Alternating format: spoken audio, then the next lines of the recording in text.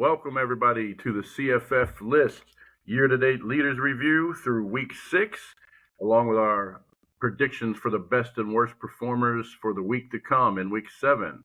I'm your host, Jay Mill. Got my partner, Willie B, as usual. How's everything going, Willie? Good, cool 66 degrees. You know, we always do the weather around here. Going to be a good day. Going to be a good day, that's right. Well, that's good. I'm up in Connecticut for a couple days, but still got to work in the information, help the folks out that tune in, let them know who we think are going to be the big players and the ones to keep on the bench for the week. Last week, we had I would say, we've had more points combined, but I think it was kind of our best collaborative effort. We both, did a pretty decent job. I had 8 points. You had 7 for a combined 15 points in our head-to-head competition for predicting the best and worst performers of the week. We'll get into the details of kind of how that shook out in just a few, but I will say that it looks like we absolutely nailed it on the quarterback front, which people will hear more about when we get to that. But any thoughts on the scoring before we move on? No, just a good variety.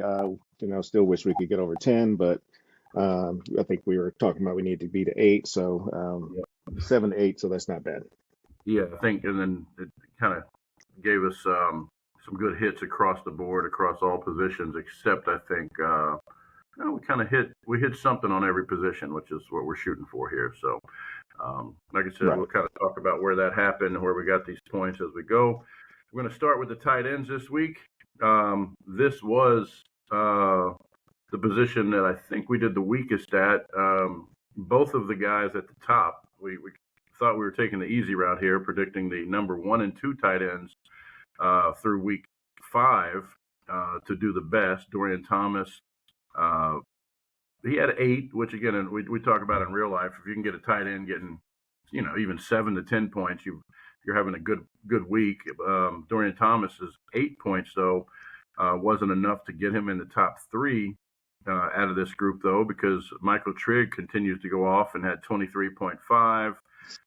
Second place, we had Randy Pittman, who I thought would struggle against Miami, had 16.9, having a back-to-back really good weeks after coming back from injury. And then Justin Jolie from NC State is going to see a nice jump after he appeared in the top 12 last week from 29. He's going to see another nice jump after finishing with 14.3 this week. And again, so it looks like then your guy, even Mason Minnie had 8.6, and then Dorian Thomas with 8. But again, not a bad performance, but just not enough to get him in the top 3. My guy, on the other hand, was more of a disappointment with 5.6. I think we expect a lot more from Terrence Carter than that right now, don't we? Oh, absolutely. It's just disappointing across the board, as tight ends normally do, in my opinion. But good to see that Michael Trigg is actually, finally showing himself. I mean, he's been many schools, as we know. Tanner Koziol, that's the biggest disappointment, especially against a defense like Texas Tech. He has to get more than 3. I mean, that's just kind of unacceptable. So. Yep, and I'm not sure of the. Let's see. Let's take a quick look, real quick, at the number of targets he actually had this week in that game. He had his lowest number of targets, and then wasn't very efficient in catching. So I do think that we talked about Wegman going out of the game, so maybe that had a little something to do with the transition to the new quarterback. I don't know when Wegman exactly went out of that game, but something to keep an eye on there with if Wegman's going to be back or not. It looks like from the notes, even though I know Farnsworth mentioned Wegman might be out, it looks like from the notes there's a shot Wegman could be back this week. So, but maybe keep an eye on that if you've got Koziol. I'm sure you're talking about it. Your audio is kind of going a little bit out, but yeah. Okay. Just talking about Koziol and his quarterback. He might have a new one this week, but people need to keep an eye on who's throwing him the ball. Yeah, but like I say, even with that, that being said, especially if you're, getting trounced, you got a new quarterback, rely on your best weapon, which should be Koziol. But 2 for 10, that's ridiculous. So anyway, Right. Let's just move on. Yeah, exactly. And as we move on, I'll mention another. Only one tight end actually dropped out, and that's the guy who had the second worst performance, which was Jaron Kanak from Oklahoma. He only had 4.1, making him the only tight end, surprisingly, to uh, be removed from the top 12. Everybody else is just kind of rearranged. So as we move to the new top 12, as we were speaking about Michael Trigg, you can see his performance caused him, or put him in a number one spot this week, jumping up from number three and leapfrogging over Carter and Thomas. But those two had been so strong prior. You only see Thomas moving from 1 to 2, Terrence Carter going from 2 to 3. With the biggest jump here being from Randy Pittman, who again we mentioned has had back-to-back great weeks coming back from his injury.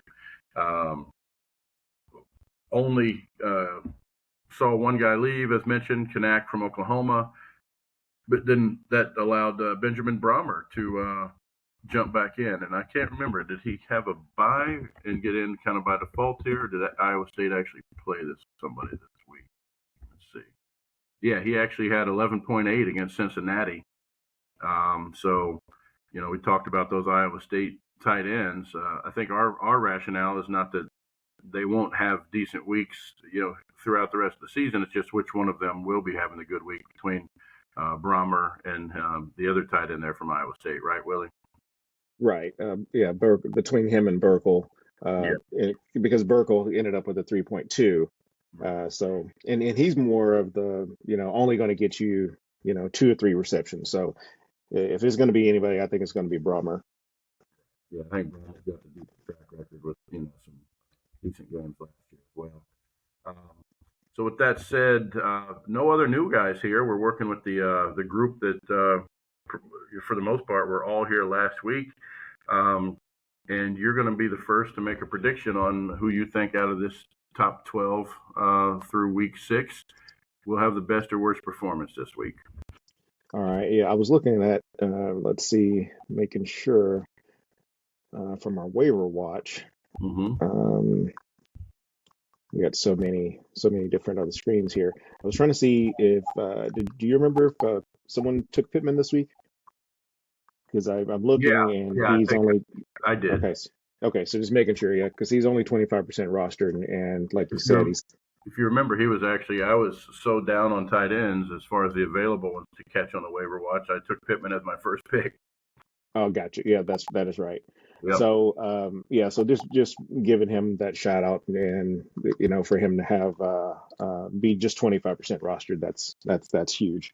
Right. So, yeah, with that, I'll go ahead and take the hot hand. So I'll go ahead and take Randy Pittman as my best of the week since they're going against Pittsburgh, ranked 81st.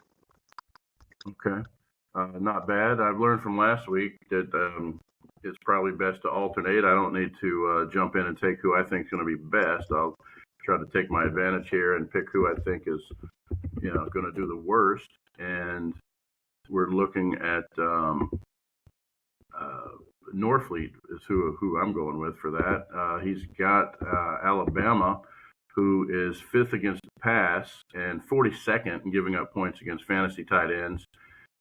So that's who I think might struggle the most. Looks like we've got quite a few guys here that should have some pretty decent performances this week. But again, it's a tight end group, so it's always hard to tell. But I would say most of the guys on this list will be here again next week because they all look like they have pretty favorable matchups. Mm-hmm. I mean, for my worst, I'll go Justin Jolly just because they're going against Notre Dame. I don't foresee NC State doing very well. Mm-hmm. We'll forget that 116th ranked defense that Notre Dame has. Right. I don't think that'll come into effect this week, so we'll go Jolly. I like it. And for my worst, or I'm sorry, my best, I'm gonna go with the numbers here and go with Brock Rechsteiner from Jacksonville State. Is going against the Sam Houston team that's 133rd against the pass, giving up 12 passing touchdowns along with 308 yards in the air per game, which is pretty horrible. Hmm. And then even as far as giving up points to tight ends, they're worst in the league. They're 136th out of 136 FBS teams in giving up points to tight ends, according to Fantrax. So always good when the numbers kind of match up there. It's a really poor passing defense, we know, from yards allowed, but also on top of that, they give up a lot of points to fantasy tight ends at Sam Houston. So I think Brock Rechsteiner's in for a big one. Yeah, I like the rationale there, and it kind of like what Koziol would have against Oklahoma State. I just wanted to go with Randy Pittman since he seems to have the hotter hand, and Yep. Koziol's kind of in my doghouse with his little 3 points that he put up last week. Yeah, and we had mentioned to open up when we look back at last week's performances, there may be a quarterback switch there. We're just not sure. Hmm.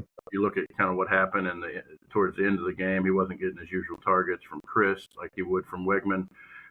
But on that note, Wegman is listed as probable, but you just never know with the college injuries and what coaches are really disclosing. Big 12 does Right. tell them they need to disclose a full, real report. So chances are Wegman's in, but he's coming off the injury. Don't know if he'll be as accurate as he needs to be or as we like him to be to keep getting Cozy all the ball.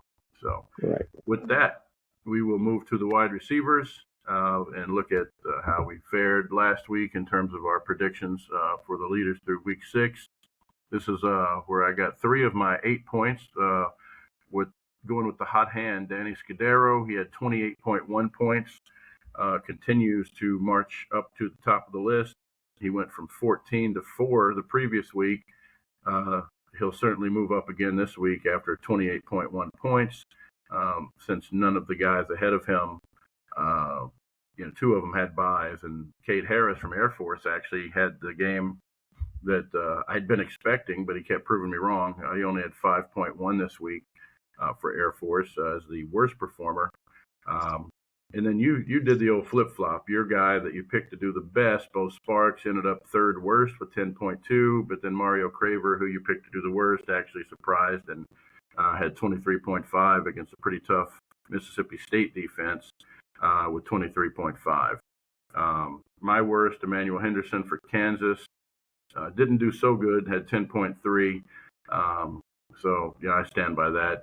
It's not what you want out of a starting wide receiver. So, if you kept him on the bench, you're probably pretty happy that you did so with Emmanuel Henderson. But, that's the way the wide receivers shook out. And just like the tight ends, since we're now kind of at the midway point, you're not seeing as much activity as far as guys dropping out of the top 16 versus those guys making their way in. So you only had one wide receiver, which was the second worst guy, Bryant Westco, drop out. He only had 6.2 points for Clemson. But otherwise, everybody else from last week's top 16 is here except Westco. And the new guy taking his place comes in here tied for number 15, KC Concepcion, who is definitely having a bounce back season for Texas A&M, right, Willie? Oh, absolutely. And mentioning Craver, it's really interesting to me to see 2 A&M wide receivers in the top 16. Yeah. So I'll give it up to him. But yeah, I mean, Concepcion is your guy. You've been hyping him up for a couple seasons now, and yeah, Yep. good to see that he's finally adjusting to that SEC and getting on the big board. Yeah, it is pretty crazy. You know, um, always was down on Texas A&M receivers, but obviously, they brought in a new staff a couple years ago, and there's definitely been a shift. And they've also got probably the best quarterback they've had in quite a while with Marcel Reed. So,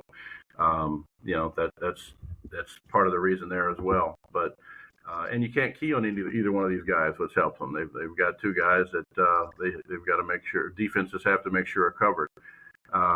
But again, this is that interesting part of the year where you get guys that make their way into the list, and you don't see a lot of shuffling. Um, so, Tell you one that I really like, and I'm sure you'll probably mention him here in a second, is Chris Bell. I know he's hitting his bye this week, but 30 targets in the last 2 games. That's pretty impressive, and that's why you see that jump from 41 to 9.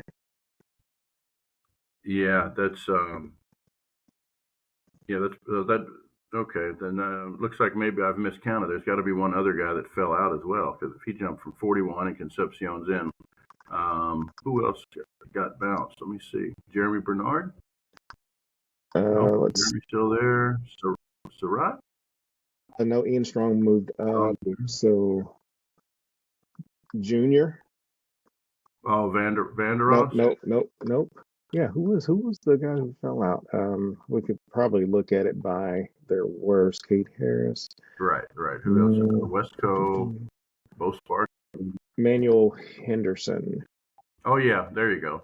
So my mistake. Yeah, we had actually Westco and Emmanuel Henderson fall out. Okay, good catch there. I missed that in the notes. The Chris Bell, the big jump from Chris Bell. So that's a perfect person to mention that I had overlooked there, Willie. Good job. Um, and also makes you a little more skeptical about Lacey. There's been a back and forth there. Some weeks Lacey's had better weeks than Bell. Some weeks Bell's had better performances than Lacey. But what do you think is going to happen there the rest of the way? Is kind of continue to go back and forth? You think Bell's just going to pull away as the clear wide receiver one because Well, well, to me it looks like it's definitely Bell because Lacey he hasn't scored all season. I mean, I'm not sure if you caught that yeah or not. yeah That's my problem with him. And then, looking at, like I say, what Chris Bell has done the last 2 weeks in particular, um, 10 for 135 and a score, and then he had backed that up with 12 for 170 and two scores. right. But then And so, I mean, except for last week, Bell had 5 targets last week, but then 12 targets the week before, 11 targets the week before that. So I mhm. guess they're just doing a good job of spreading the ball around. Is what that tells us. And Yeah, they are. And then, and because, in that pit game, for them to have the targets that they had, I mean, Lacey still had 12, but he only had five against Virginia. So that's the problem with Lacey. 5 for 21, that's just not enough. you can't count on him to be as consistent. It looks like Chris Bell is going to be your more consistent targeted guy there. You know, I wouldn't question Bell as a starter, where maybe Lacey remains more of a spot starter. If you've got better guys on your roster, you go with them ahead of Lacey. But Lacey could certainly still pull off the 15, 20 point game, here and there. Right. We'll And then see. and then there's just the big size difference also between the two. And Bell, 6'2", 220. That's, Mm-hmm. he's going to be that guy in the red zone, and then that's probably why Lacey hasn't scored yet either. But we'll see. All right. Well, with that, it's again we mentioned the two new guys. Everybody else is just kind of minor reshuffling here. Not too much to talk about in terms of where guys are compared to last week. So we'll move on to predicting the best and worst. I'm going to stick with the numbers and go with Jeremiah Smith since I'm picking first here as my best option. He's playing Illinois, who's 113th against the pass. Um, and have given up 10 touchdowns. So, why not go with the number one preseason wide receiver here while we've got a shot? hmm this one's a little harder. Yeah, it looks like there's quite a few receivers here with tough matchups, right, Willie? You got Yeah, Surratt playing yeah, number 3 Oregon, Bernard and playing, Cooper. yeah, and Bernard playing number 10 Missouri. This is ranks against passing, giving up passing yards. Tyson going as the 18th ranked Utah. Yes, so some pretty tough matchups here for the wide receivers. And then the guys with Yeah, the weaker teams like Kate Harris, you just don't know if he's going to consistently be able to do what he's done, even though UNLV is 126. yeah, and I know I picked this guy to be the best last week, and it turned out that wasn't so good with his 10.2. So I'll go Bo Sparks versus Troy Is the worst. as my worst. Yeah, And that Troy, was they're that giving was up. your last They're week's only pick giving up for. 170. That's it Was he was your pick last week for best or worst? Can't remember. for best. Yeah, Best. if it was my best pick last week, Gotcha. Okay. Um, and obviously a 10.2 is not going to get you much. So yeah, yeah. Well, I'm going to go with one of the Indiana guys here against Oregon, who's number 3 and giving up passing yards and has only given up 2 touchdowns. Um, I think Surratt is still the leader of that receiving group, even though he's ranked lower than his counterpart there, Cooper, who had a huge game early in the season. And his average is still more of a reflection of that one huge game, even though he has had some good ones since then. But I think Surratt, will have the better game against Oregon. I still don't think Surratt will do spectacular, but I'm going to put the X on Omar Cooper, um, who neither Indiana receiver will do as good as they have been, I don't think, but Cooper will probably struggle the most if I had to take a guess. All right. I'm going to go with, and I believe Tennessee's coming off their bye. Is that right? I think that's I right. think so. I think so. Yeah. So, coming off the bye, I know Arkansas. They're doing okay. But they've given up 8 touchdowns. Give up 257. So we'll go Chris Brazel as the best. That they are ranked 115th in the country, and Tennessee, they're just going to put up the points. Yep. Yeah, and you're right. We've been sticking a lot with those guys coming off buys. Good strategy. So Scudero is another one that even though he's playing against the 27th ranked Wyoming, I would mention as a guy that I think will continue to, perform at a high level and should do well. Then, like I said, Kate Harris on the opposite end is playing a pretty bad UNLV pass defense, but I still don't know if I have faith that he'll put up numbers week in and week out. It's kind of a coin flip there, like Heidenreich, who we'll see, is back on the list here with the running backs in just a few slides. But with that, anything else on the receivers, or we want to move on to quarterbacks, Willie? No, we can move on while you're doing that. The one thing about Kate Harris and UNLV, they don't. I mean, they're not giving up as many passing touchdowns as you think, even though they're ranked 126th. Okay, so quarterbacks, we mentioned this is where we thrived in predictions last week. You could say we took the easy route by picking the number 1 and 2 quarterbacks to do the best, but it doesn't always work out that way. In this case, we thought it would. You took Joseph to do the best, and he did with a huge 41.2 point game. We had talked last week about the fact that he was clearly the most impressive fantasy quarterback so far with not a single game under 30 points. And then he follows up all of that discussion with a 41-point game.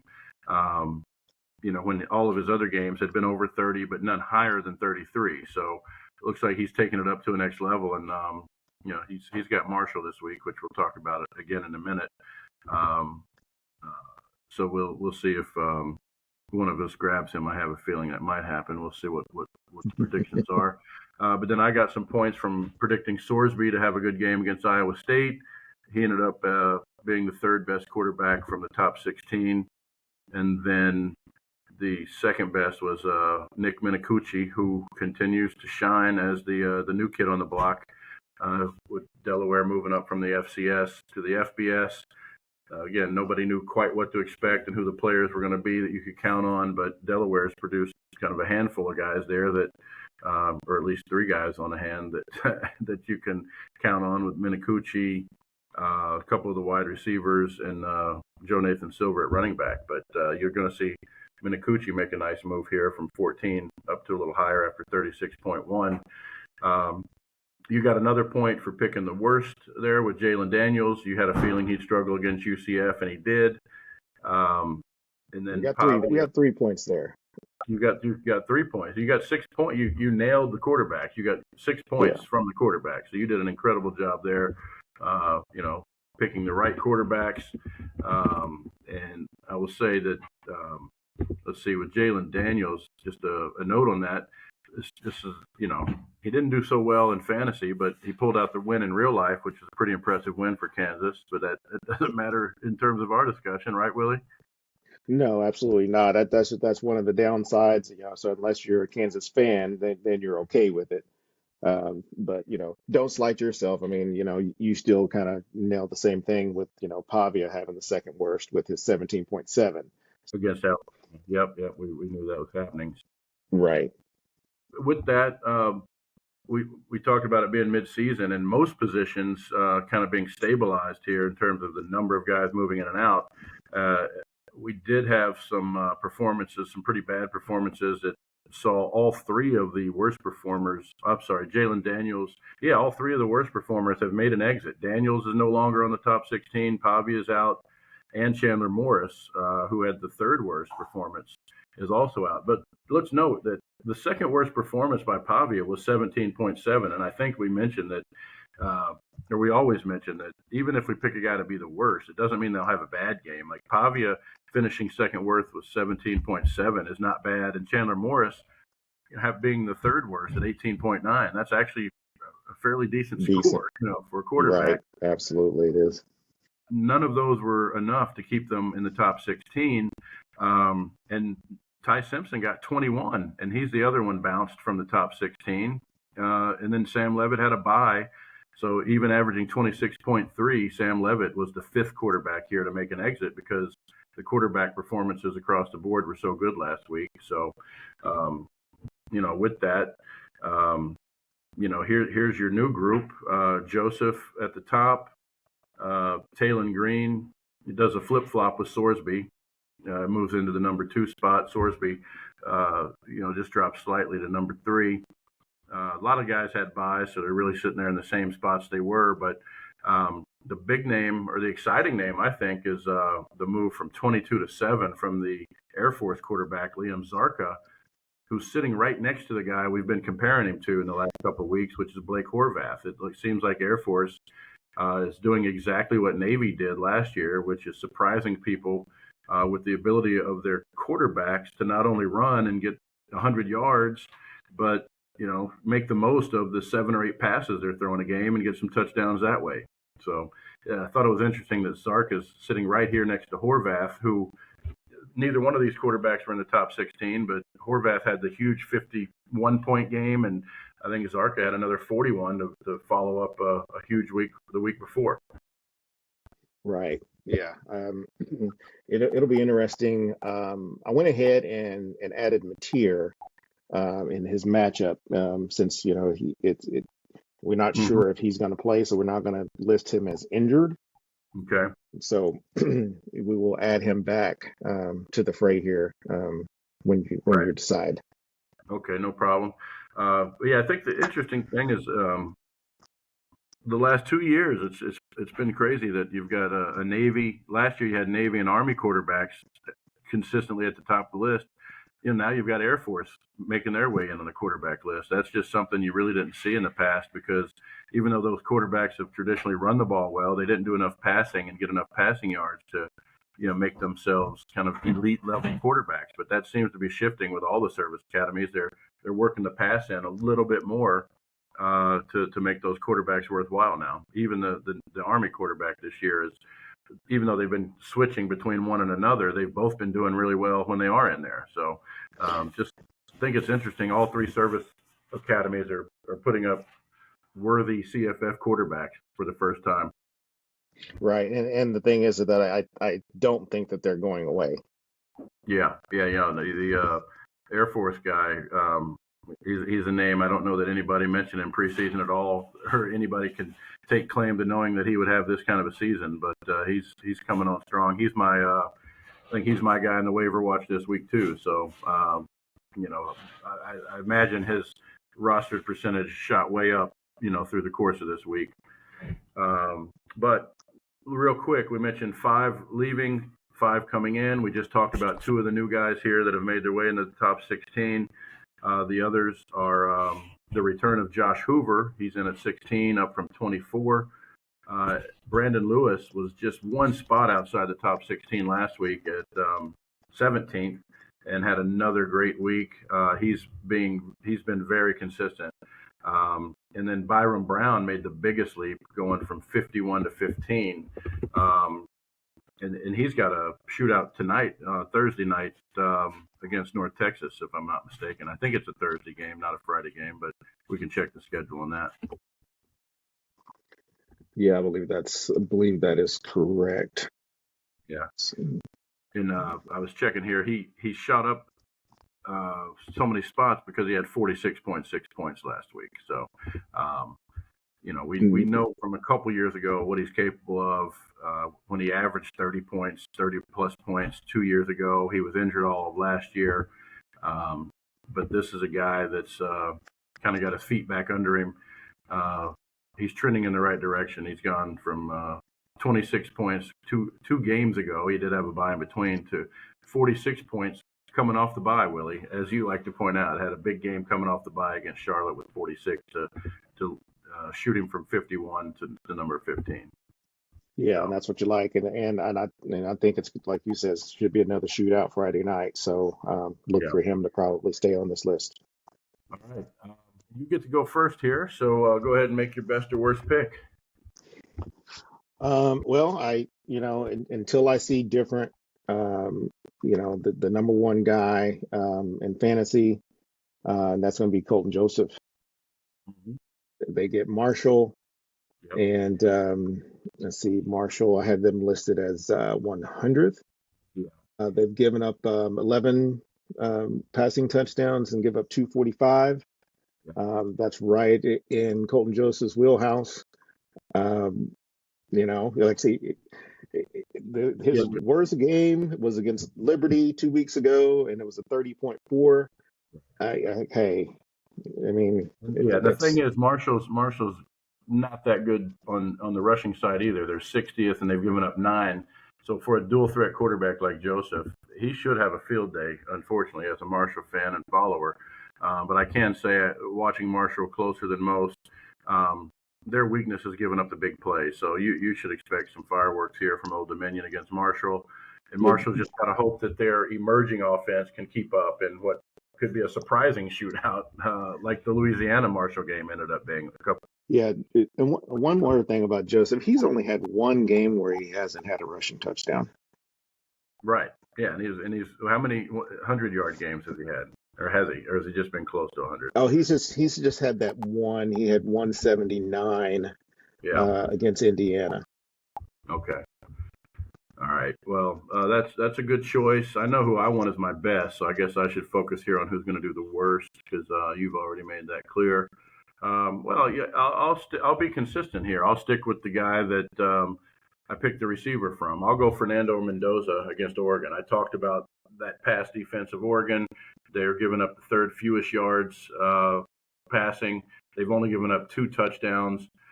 Mendoza is not quite the dual threat to make up for any lost points from passing on the ground. So I think he's going to struggle again a little bit against Oregon.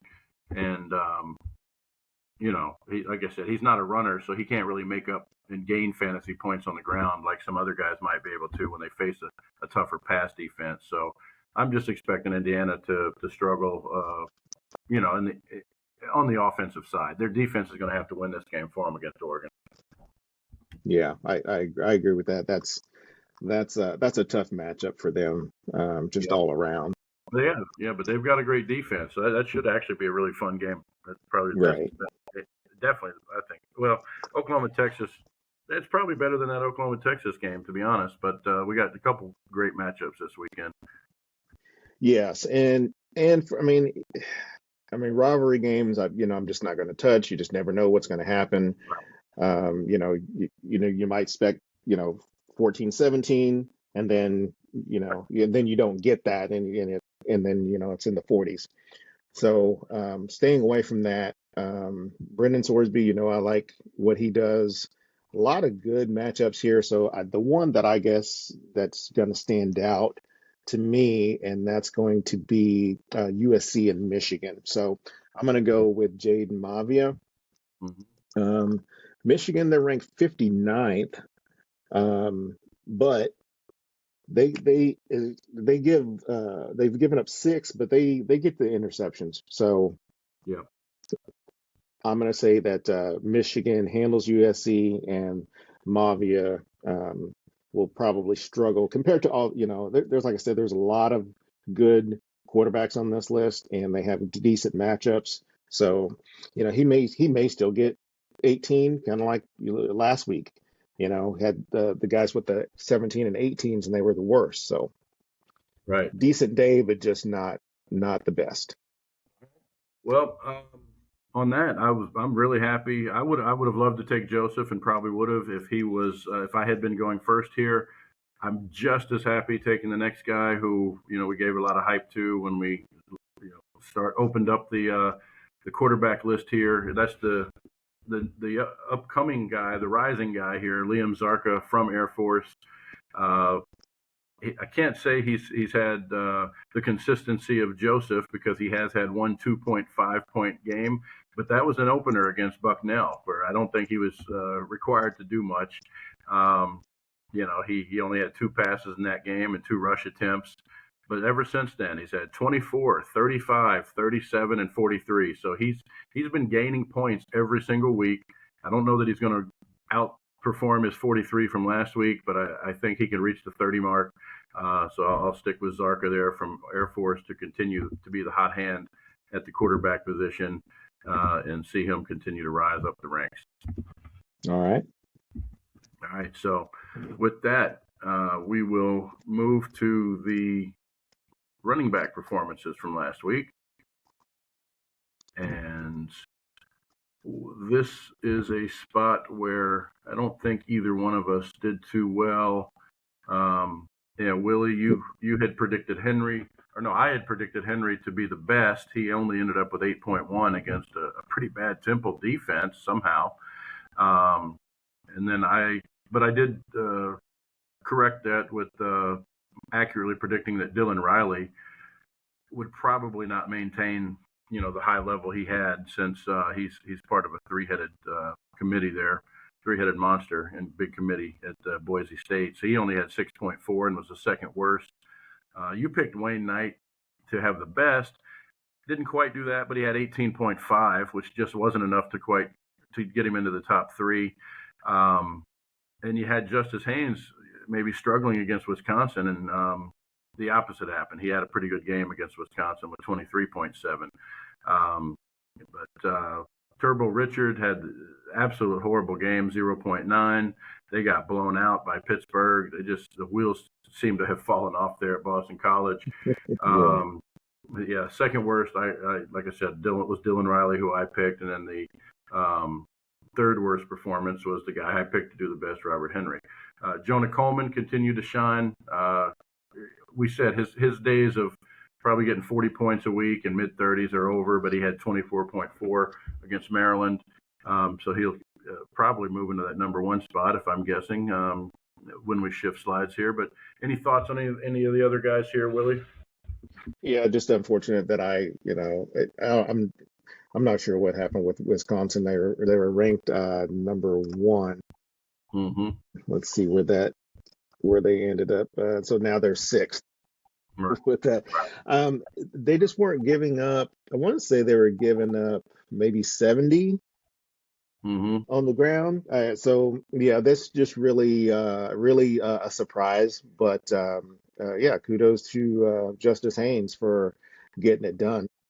Yeah, maybe more of a testament to how good Haynes has been, instead of kind of looking at Wisconsin negatively. Just Haynes he hasn't had a game below 19 points, and every game he started off with 36.5, but every game since has been between 19 and 25 points. So you talk about wanting guys that are consistent, and maybe they won't get 30 or 40 all the time, or often, but I'd take a guy who's getting between 19 and 25 points every single week, any day, any time.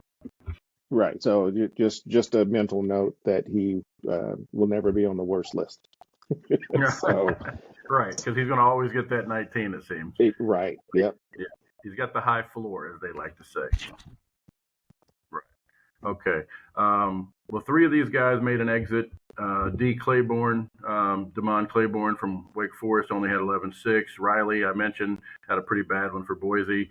And then Rayshawn Luke from Fresno, another guy who's kind of caught up in a committee there, only had 12.1, so he's no longer here. As we slide up and look at the new list going into week 7, our leaders through week 6, Heidenreich, as mentioned, has made his way back from the 24 spot all the way up to number 6 with at 51 points. I think I mentioned Horvath had 51 earlier. I meant it was actually Heidenreich who I think had the 51 points this week. Then Adam Randall, the converted receiver to running back for Clemson, moved up from 22 to 14. So, not a huge jump, but enough some consistency there to push him in the top 16. And then Chip Trayanum is back after falling slightly out of the top 16, and number 18 is back in at number 15. So, again, not a lot of shuffling here. Coleman moves back to number 1 from number 2. Henry goes to number 2 from number 1. Emmett Johnson had a sizable shift here, going from number 8 to number 3. And then Jeremiah Love's right there where he's been in that 3 or 4 spot. Ahmad Hardy, same from 4 to 5. And your guy Justice Haynes, just drops 1 from 6 to 7. But Right. with that, I'm going to make the first pick and open up the best worst predictions for running back to close us out. And looking here, Hardy's got an interesting matchup against Alabama, who's 88, but it's just tough to pick a running back going against Alabama. I've already picked someone from Jacksonville State, so I don't necessarily want to double down and go Cook against Sam Houston. So this is tough. Wayne Knight, I think, is Petaway could be back from injury. Oh man, it's tough. I think let's give Robert Henry the bounce back. I'll go Robert Henry again and give him a second chance. I think he bounces back against Rice and gets everything back on track. They're 80th against the run, giving up a decent amount of yards per game, 152 to be exact, 8 touchdowns, kind of middle of the pack, but he's a very good running back, and I think he just had an off week last week, so I'm not giving up hope in Henry. Okay. I wouldn't either, to be honest. No. Like you were talking about earlier with Boston College, I guess I'm going to go with Turbo Richard as my worst. They got Clemson. Clemson gives up 109, only giving up 5. And so Richard probably just, continues in a free fall until Boston College can get right. And I just don't think that this is a get right game for them. Yeah, I don't either. I think that's going to be a game that could potentially end the season early for them. They did not look good last week, and Clemson is likely to try to keep pushing forward and get things turned around, and still has incentive to kind of prove everyone wrong, and it's written them off for the whole season. And I think if you had to choose between the two teams, that are going to, if you had to choose which team's going to turn it around, I don't think it's going to be Boston College in this one. Right. So good choice. Just out of homerism, I'm not going to choose Antoine Raymond, even though he's going against Washington. I'm going to stand by my Rutgers offense here this year. It'll be tough, but I think Raymond, he's being force-fed the ball there sometimes, and he's going to get enough carries to still have a decent output for Rutgers. So even though he's against a tough Washington running defense, I will not be picking him. A couple other, we talked about Justice Haynes. He's got the second worst matchup on paper here, going against USC, who's 29th against the run. But I'm with you. Well, a third best. I guess Emmett Johnson's got Maryland, who's 24th. So, but I will not be going against Justice Hayes either. He's proven he's going to get his. So let me look into this Maryland running defense a little bit more. They're only giving up 100. That's who Emmett Johnson's playing. They've only given up 2 touchdowns, so that might be the icing on the cake for me to go with Emmett Johnson as the worst performer this week out of the group. Okay. Seems to make sense on paper. Yeah, if it only could be played on paper. Exactly, but a lot of these other guys, I don't see any disadvantages necessarily from any of the other guys here, except for maybe Antoine Raymond from Rutgers. But again, I know that they will kind of force feed him the ball no matter what. So he, kind of like Justice Haynes, I think he's going to get his almost no matter what. Even though he's not going to have a huge game, should still get 18 to 20 on a regular basis. Yeah. Yeah, so my best, I'm gonna go with the guy at the top. They have Rutgers. You talked about their offense. Rutgers should keep it close enough to where it's not going to get blown out. Um, should be fairly high scoring. I would think. Hmm. So we'll go Jonah Coleman. He's just he's number one for a reason. I mean, one or two. So I think it's just going to be Jonah Coleman's time for the next 2 to 3 weeks, and then we'll see who else can push toward the top. It could be Hyden Wright, could be Love. We just don't know yet, but I know Jonah Coleman's going to be here. Yeah, and don't forget your guy Caleb Hawkins that you emerged for North Texas. I think he has another big one there against USF. He'd be another choice maybe for best that we could have looked at. The rising Caleb Hawkins for North Texas. Keep an eye on him. So Yeah, I'm trying to see if this might be one of the. Yeah, he's got this matchup, and I know UTSA Fantrax rank is 53rd. That doesn't bother me. The other one is going to be Navy, and then I think after that, yeah, you should see the rise of Caleb Hawkins after that Navy game, November 1st. yeah, but that's it for me, Willie. Hopefully, we've helped some people out here with some decision making with who they should play, who they might not play. You could take us on out. All right, yep. Thank you guys for watching and listening, and good luck this week.